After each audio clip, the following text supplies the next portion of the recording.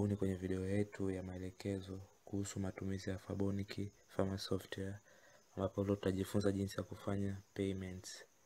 Tutakuja kwenye financial transaction, tutabonyeza payments, tutaenda kuandika jina la akaunti ambayo tutakuwa tunatoa payments yetu ambayo tutailipa, ambapo tutaandika cash at Kitumbini. Tutaandika jina la supplier ambao tunamlipa, ambapo ni supplier huyo. Hapa tutaandika description kuhusu hiyo payment yoyote.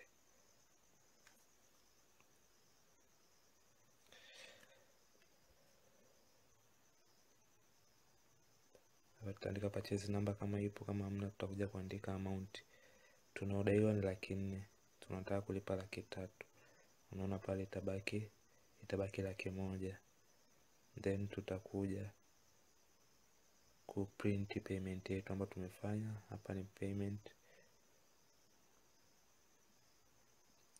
Kama tutabonyeza print, hapa tuna cancel kwa ajili ni demo.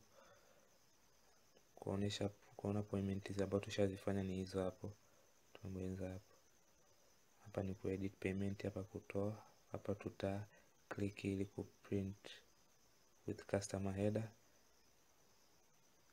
ambapo ni kuprint kwa kutumia pre-printed. Kwa new payment tutabonyeza hapo, ambapo tutarudi tena kwa